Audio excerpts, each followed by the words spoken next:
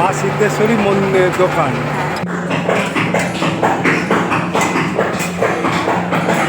হাত ধোয়ার জায়গা, ফিরে এসে বসারও জায়গা আছে।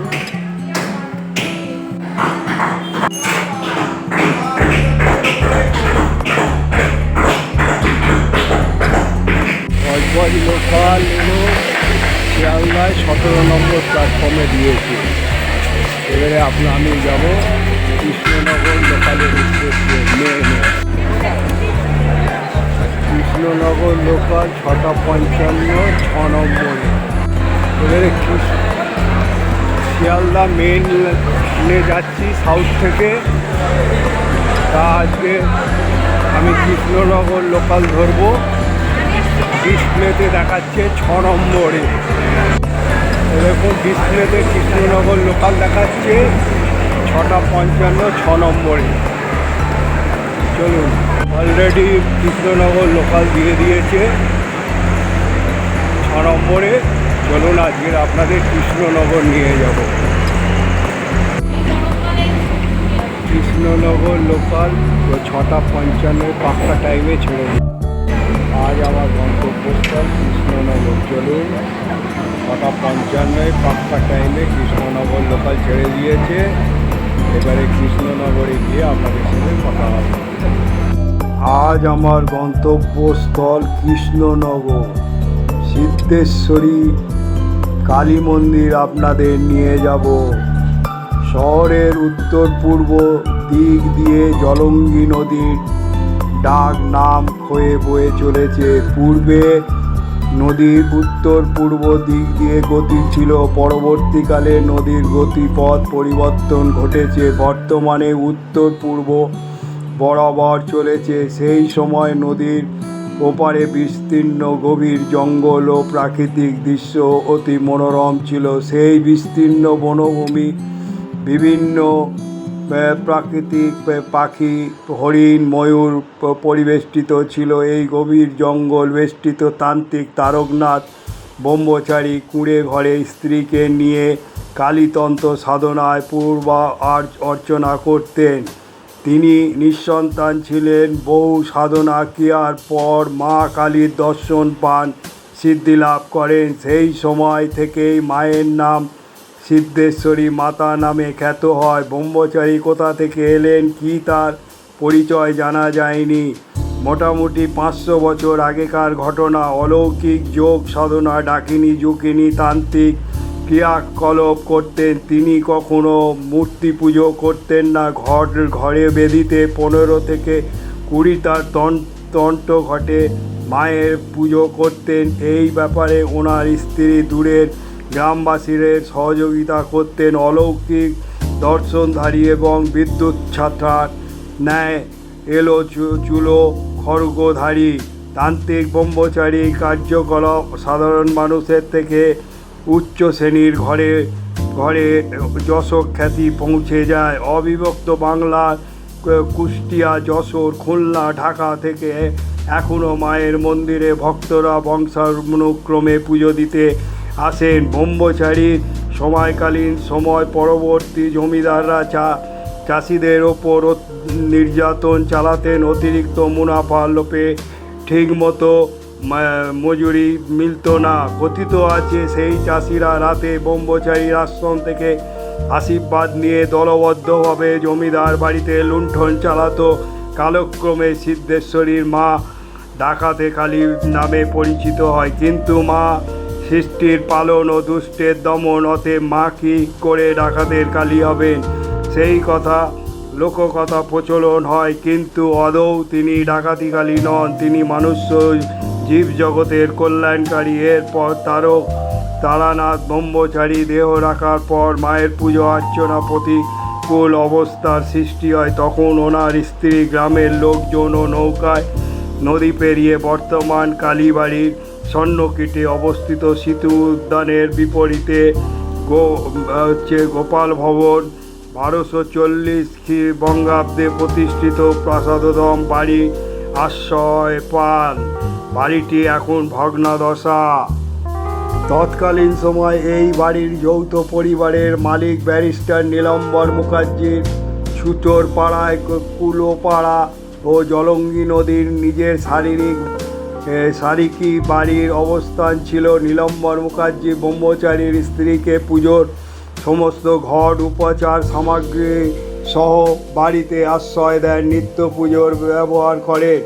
এইভাবে চলার পর তিনি অনুভব করেন এ ব্যবস্থা চিরকাল চলতে পারে না। তখন নীলম্বরবাবু ফরিদপুরের নিবাসী মনিনী মোহন মুখার্জির সঙ্গে যোগাযোগ করেন।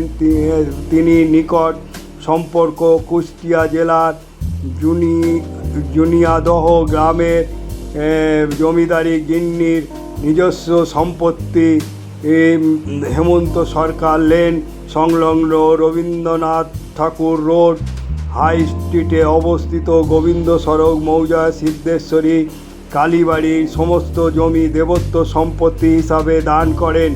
ব্যারিস্টার নীলম্বর মুখার্জির হস্তে দানপত্রটি এখন কোথায় আছে তা জানা যায়নি। সিদ্ধেশ্বরী মা যেখানে আছেন এই ঘরটি জমিদার গিন্নির সেরস্তখানা ঘর ছিল। পার্শ্ববর্তী জমিটি বিরাট বাগান ছিল। এই জমিটি 130 ফুট লম্বা আর 70 ফুট চওড়া, প্রায় 10-12 কাঠা জমি। ভূমি থেকে মন্দির উচ্চতা 60 ফুট। মা যে ঘরটিতে অবস্থান করছে সেই ঘরের উচ্চতা 10 ফুট। 150 ফুট লম্বা বিশিষ্ট ঘরে মা অবস্থান করে। ঘরটি এখন সিদ্ধপীঠে রূপান্তরিত হয়েছে।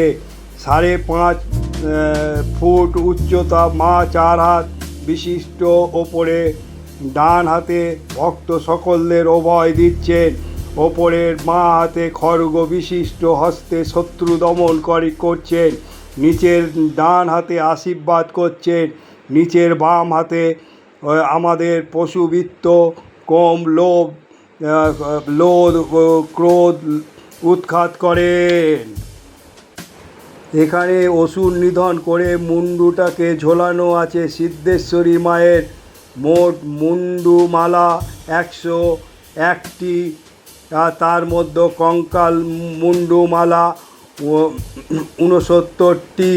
অসুর নিধন মুন্ডমালা হাতে ধরে আছেন একটা। মায়ের মুন্ডমালা 31টি। মোট 101। মহাকাল ভৈরবের মুন্ডমালা 7টি। দয়াময়ী মায়ের মুন্ডমালা 51টি, বাম হাতে 1টি। আর মায়ের মুখ স্থিরভাবে দর্শন করলে সকল ভক্ত স্থির হয়ে যাবে, কিছুতেই চোখ সরে না। মনে হয় তিনি খুব রাগান্বিত, কখনো মনে হয় হাসছেন, আবার মনে হয় তিনি পাথরের মতন স্থির হয়ে আমাদের দিকে তাকিয়ে আছেন। মৃন্ময়ী মূর্তিটির সেই সময় নির্মাণ করেছিলেন তারাপদ পাল। কৃষ্ণনগর ষষ্ঠীতলা কুমোরপাড়ার নিবাসী তারাপদ পালের সঠিক ভিটেটি কেউ বলতে পারেনি। যাই হোক, মূর্তিটি প্রতিষ্ঠিত করার আগে পর্যন্ত একটি জলচৌকির ওপর তারানাথ ব্রহ্মচারী সিদ্ধ ঘটগুলি রেখে ব্যারিস্টার নীলম্বর মুখার্জি নিত্য পুজোর ব্যবস্থা করে যান। পরবর্তী অনেক কাল পরে ঘূর্ণি নিবাসী বর্তমান ভারত সেবাশ্রম তান্ত্রিক দীননাথ চট্টোপাধ্যায় নিত্য পুজো ওর দায়িত্ব নেন। সেই সময় শহরের বেশ কিছু মানুষ দীননাথ বাবুর কাছে জানতে চান, আপনি তো ঘটগুলিতে মায়ের পুজো করছেন। এবারে আমরা কৃষ্ণনগরে আমি পৌঁছে গেলাম 1 নম্বর প্ল্যাটফর্মে। এবারে 1 নম্বর প্ল্যাটফর্ম থেকে বেরিয়ে আমরা যাব আপনাদের নিয়ে কৃষ্ণনগর সিদ্ধেশ্বরী কালী মাতার মন্দিরে। তা চলুন আজ আপনাদের কালী মাতার মন্দিরে নিয়ে যাই। এই হলো অটো স্ট্যান্ড, রেলওয়ে স্টেশন, আর এই হলো অটো স্ট্যান্ড। এখানে অনেক অটো আছে, এখান থেকে আপনাদের অটো নিয়ে যেতে। সিদ্ধেশ্বরী কালী মন্দিরের উদ্দেশ্যে চললাম। এখন আপনাদের সিদ্ধেশ্বরী কালী মন্দিরে নিয়ে যাচ্ছি। 15 টাকা ভাড়া।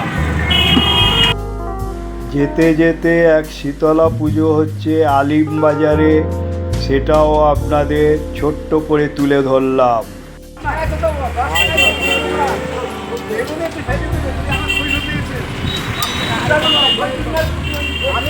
আজ আপনাদের কৃষ্ণনগর সিদ্ধেশ্বরী কালী মন্দিরে এনেছি। চূড়া বিশিষ্ট মন্দির দেখুন, ওপরে মহাদেবের ত্রিশূল বিরাজ করছে, একচালার ওপরে চূড়া বিশিষ্ট মন্দির, সেটা আপনাদের তুলে ধরলাম। এই হলো স্টেশন থেকে আসতে 15 টাকা নেয় বাস অটো ভাড়া, আপনাদের এনেছি। চলুন আপনাদের দর্শন করাই সিদ্ধেশ্বরী কালী মন্দির, কৃষ্ণনগর নদিয়া জেলায় অবস্থিত। পুজো জিনিস নিয়ে আসবেন না, এখানে পেয়ে যাবেন। আচ্ছা, এখানে মিনিমাম পুজো দিতে ডালা কীরকম? ডালা এখানে 50 টাকা থেকে শুরু হবে। হ্যাঁ, 50 টাকা মানে যারা আসবে এখানে এই মেলা দেখতে পাওয়া যায়, সব কিছু পাওয়া যায়। আপনারা পুরো সাজিয়ে দেবেন। 50 টাকা। আপনার দোকানের নাম? মা সিদ্ধেশ্বরী মন্দির দোকান। এই হলো মা সিদ্ধেশ্বরী ঢোকার মুখ। দেখুন কত কাজ করে তুলেছে এই মন্দির, কত কাজ করা দেখুন, কত সুন্দরভাবে সব ফুটিয়ে তুলেছে ওয়ালে, সেগুলো আপনাদের তুলে ধরছি। এখানে প্রত্যেকটা হচ্ছে ফুল্লরা, রক্ষেশ্বর, তারপরে বর্গভীমা, নলেশ্বর, নন্দিকেশ্বর, দক্ষিণেশ্বর, তারপরে কঙ্কালীতলা, তারাপীঠ, যজ্ঞদা, কিরেটেশ্বর, কালীঘাট ও বহুলা প্রত্যেকটা তুলে ধরা হয়েছে। এখানে ঢুকেই একটা বেল গাছ পেয়ে যাবে। এখানে সব মনস্কামনা করে যায় এই বেল গাছে। একটা ত্রিশূল আছে। রাধা গোবিন্দ সোনার মূর্তি, প্রায় 25 কেজি স্বর্ণ দ্বারা নির্মিত। তাই এই মূল্যবান মূর্তিটি জনসাধারণের আড়ালে থাকে। অধিকাংশ সময় বিশেষ অনুরোধে সকলকে দর্শনের জন্য উন্মুক্ত হয়েছিল এই মন্দির দ্বার। অপূর্ব সুন্দর এই মূর্তিটির পাশে সিদ্ধেশ্বরী ভবন আছে। এ হলো দয়াময়ী কালীর মূর্তি, সেটাও আপনাদের কাছে তুলে ধরলাম। এখানে সিদ্ধেশ্বরীর মায়ের পাশেই মায়ের দয়াময়ীর মূর্তি তুলে ধরলাম, আর প্রণামানন্দজির ছবিও ফুটিয়ে তোলা হয়েছে। একই মন্দিরে দুটি কালীর মূর্তি তুলে ধরা হয়েছে। এখনও করা যায়, যে কোনো মন্দির এলে পরীক্ষণ করতে হবে। পরীক্ষণ হয়ে গেল।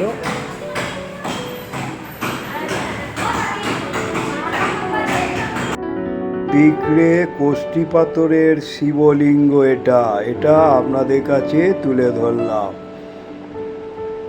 এটা হলো কোষ্ঠী পাথরের শিবলিঙ্গ। রাধাকৃষ্ণ এবং নিত্যানন্দ যে পঞ্চতত্ত্ব, সেটাও এখানে তুলে ধরেছে, আর এখানে কৃষ্ণকে তুলে ধরেছে। এই হলো সিদ্ধেশ্বরী মন্দিরে হচ্ছে নাট মন্দির। দেখুন নাট মন্দির কত বড় মন্দির।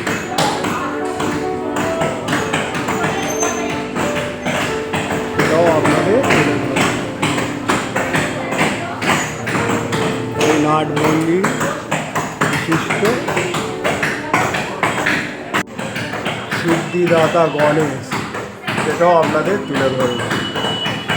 এখানে সিদ্ধিদাতা গণেশ বিরাজ করছে এই মন্দিরে, সেটাও তুলে ধরলাম আপনাদের। বলছেন যে দীননাথবাবু জানান ঘটগুলি সিদ্ধ ঘট, এইভাবেই পুজো হয়ে আসছে। তা কালীর মূর্তি কোথায়? তখন দীননাথবাবু জানায় এইগুলো হচ্ছে সিদ্ধ ঘট, কিন্তু উনি পরে বুঝিয়েছিলেন মায়ের মূর্তি দরকার। এখন আমরা যে সিদ্ধেশ্বরী মায়ের মূর্তিটি দেখছি, সেটা দীননাথ চট্টোপাধ্যায় প্রতিষ্ঠা করে যান। তিনি মারা যাওয়ার পর পরবর্তীকালে ভট্টাচার্য পরিবারের ওপর নিত্য পুজোর দায়িত্ব দেওয়া হয়। ওনাদের পরিবার মন্দিরে বসবাস করতে থাকেন নিত্য পুজো ও মন্দির পরিচালনা করতেন। দীর্ঘ বছর পর মন্দিরের ত্রুটি বিচ্যুতির পর জন্য ভক্তজন সাধারণ মানুষের মধ্যে প্রচণ্ড উদ্বেগ ক্ষোভ সৃষ্টি হয়। তার ফলে ভট্টাচার্য পরিবারের মন্দিরের দায়িত্ব ছেড়ে দেয়। ব্রহ্মচারীরা 15 ও 20টি ঘটের মধ্যে একটি ঘট মন্দিরের কর্তৃপক্ষকে দিয়ে যান। সেই ঘরটি মায়ের বেদি জলচৌকিতে নিচে রাখা আছে, সেটি ভিতরে রেখে বেদি করা হয়েছে। বেদির সামনে তামার ঘরটি দেওয়ালির পুজোর আগে তুলিয়া পরিষ্কার করে নতুন করে অধিবাস প্রাণ প্রতিষ্ঠা, ঘট স্থাপন, চক্ষুদান ও ষোড়শ উপবাসে পুজো করা হয়। এখন প্রশ্ন একটি, এই মন্দিরে দুটি মূর্তি কালী কেন? বর্তমানে প্রজন্ম, বিশেষ করে পশ্চিমে বাংলায় বিভিন্ন জেলা শহর থেকে বহু পর্যটকবাসীদের প্রশ্নের সম্মুখীন হতে হয়। 60 দশকের মাঝামাঝি সময় মায়ের মূর্তিটি সংস্কারের প্রয়োজন হয়, কেননা দীর্ঘ বছরের সংস্কারের অভাবে মূর্তিটি ফাটল ধরে কমজোরি ও বেঁকে যায়। অতএব এক পক্ষ মত দিল এই সিদ্ধেশ্বরী কালীর বহু পুরনো ভগ্ন মূর্তি জলঙ্গি নদীতে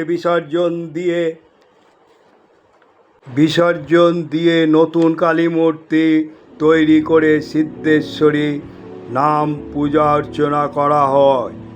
এই নিয়ে দ্বিমত তৈরি হয়। তাদের মত ছিল মাকে বিসর্জন দেওয়া যাবে না, আমরা এই মাকে চিনি জানি, উনি জাগ্রত, মায়ের অভীষ্ট পূরণ করেন। কিন্তু যখন বিসর্জন নিয়ে সিদ্ধান্ত চূড়ান্ত, পাশে দয়াময়ী মন্দির নির্মাণ কাজ চলেছে, তখনই ঠিক হলো এবার আবার মৃন্ময়ী মূর্তি নয়, পাথরের কালী মূর্তি তৈরি করে সিদ্ধেশ্বরী নামে বসানো হবে। এই ব্যাপারে ঘূর্ণির কার্তিক পালকে দায়িত্ব দেওয়া হয়, কিন্তু পাথরের মূর্তি তৈরি করতে গিয়ে দুবার ফেটে যায়। এরপর সদূর রাজস্থান থেকে মার্বেলের পাথর নিয়ে এসে মায়ের মূর্তি করতে গিয়ে সেটাও ফেটে যায়। সেখানেই মায়ের দৈব লীলা। তখন সিদ্ধেশ্বরী মা থেকে গেলেও এই থাকার পেছনে চাষাপাড়ার ধনু ঘোষ মুখ্য ভূমিকা নিয়েছিলেন। মাকে নদীর জলে বিসর্জন নিয়ে তুমুল অশান্তির সৃষ্টি হয়। তখন চাষাপাড়ার বাসিন্দা ধনু ঘোষ তীব্র প্রতিবাদ জানিয়েছিলেন, এ মাকে যারা বিসর্জন দেবে তাদের সবাইকে নিয়ে আমি বিসর্জন দেব। তার হুঙ্কারে সবাই পিছিয়ে যায়। আমরা প্রভাবশালী ধনু ঘোষকে জন্যই পুরনো মাকে দেখতে পাচ্ছি। যাই হোক, শেষ পর্যন্ত পুরনো সিদ্ধেশ্বরী সংস্কার হলো। ভাটপাড়া থেকে পণ্ডিতদের আহ্বান করা হলো, ওনাদের বিধান মতো মায়ের সংস্কার করা হয়। তার ফলে সিদ্ধেশ্বরী মা থেকে গেলেন একদিকে, নতুন মন্দির নির্মাণ হয়ে গেছে। তখন ঘূর্ণি কার্তিক পালের নির্দেশে মুক্তি পাল দয়াময়ী নাম করে মৃন্ময়ী মূর্তি তৈরি করেন, যার ফলে একই মন্দিরে দুটি কালীর মূর্তি পূজিত হয়। দেওয়ালি কালী পুজোর দুদিন আগে মায়ের নতুন করে অধিবাস হয়। সেই দিন মা জেগে ওঠে। সিদ্ধেশ্বরী মায়ের আধ্যাত্মিক ও গুণী ব্যক্তিদের পদার্পণ ঘটেছে। তারা হলেন আনন্দময়ী মা, ভবা পাগলা ও জ্ঞানানন্দ মহারাজ, আধুনিককালে শিবনাথ ভারতী প্রমুখ ব্যক্তি সম্পন্নরা।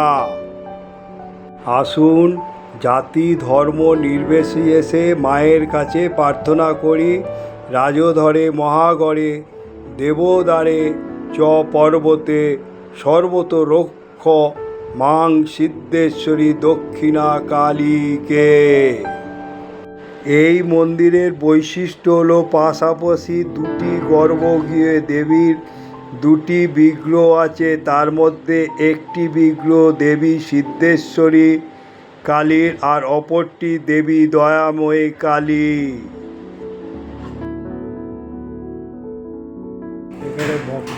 আছে, ধূপ মোমবাতি দেবে, আর একটা তুলসী বেরিয়ে আছে। আর এই হচ্ছে নন্দী বাবাজি বিরাজ করছে, দেখুন এই মন্দিরে। আর একটা হচ্ছে তুলে ধরলাম শিবলিঙ্গ।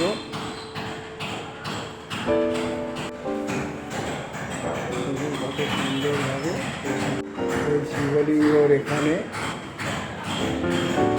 দেবাদিদেব মহাদেব ধ্যানস্থ অবস্থায় আছে, সেটাও আপনাদের তুলে ধরলাম।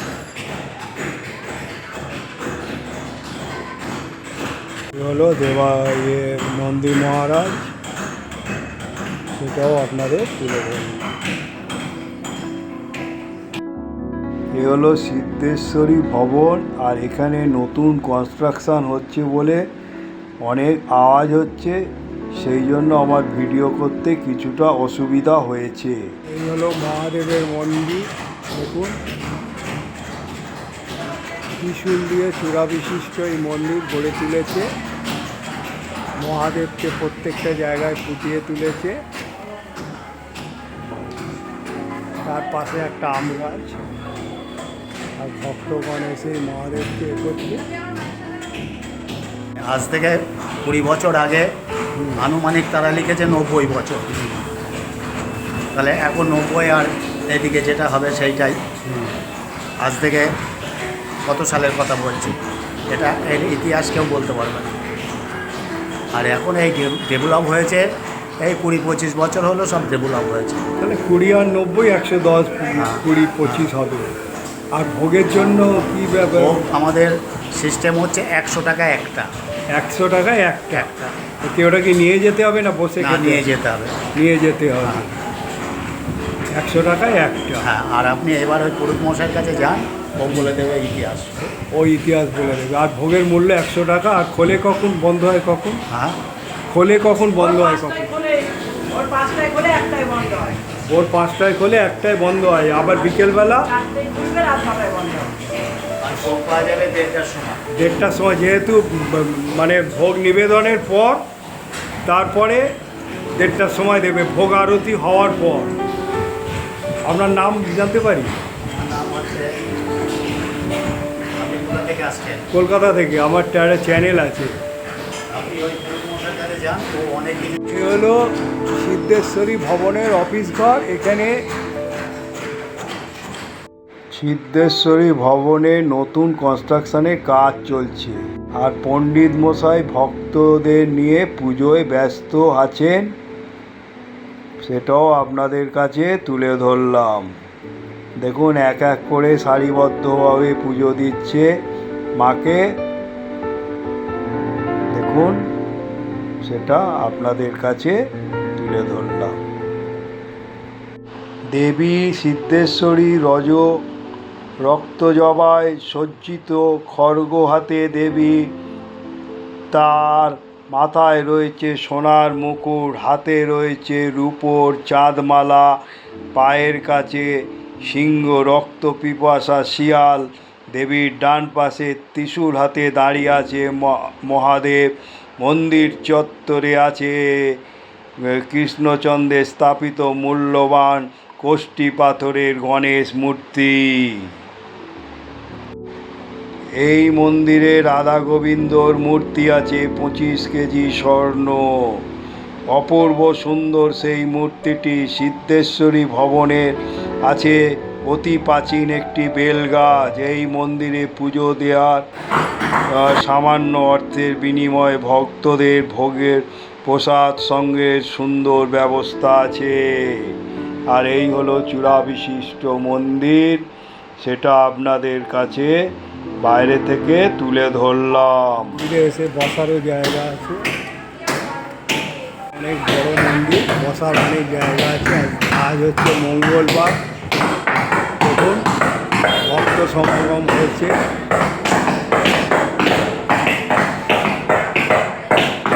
মশাই খুবই ব্যস্ত পুজো দিতে। মন্দিরে কনস্ট্রাকশনের কাজ হচ্ছে। বন্ধু, আজ আপনাদের কৃষ্ণনগরের সিদ্ধেশ্বরী কালী মন্দির দর্শন করালাম। এখানে কিভাবে আসতে হয় সেটাও আপনাদের কাছে তুলে ধরেছি এবং মন্দিরের যা বিগ্রহ আছে সেগুলো আপনাদের দর্শন করিয়েছি আপনাদের। আর এখানে কত টাকার ফুল পুজো দিতে হয় সেটাও আপনাদের কাছে তুলে ধরেছি। তাই আমার অনুরোধ, শেয়ার, লাইক ও সাবস্ক্রাইব করে আপনারা আমার পাশে থাকবেন। আপনারা ভালো থাকুন, সুস্থ থাকুন। জয় মা সিদ্ধেশ্বরী। 3টে রুটি আর সবজি 20 টাকা নিল। এই হলো আজকে আমার খাওয়া। আসার সময় ভাড়া 15, যাওয়ার সময় 20। এখানে ভাড়ার কোনো ঠিকানা নেই, সেটাও আপনাদের তুলে ধরলাম। যে যেরকম পারে ভাড়া নেয়।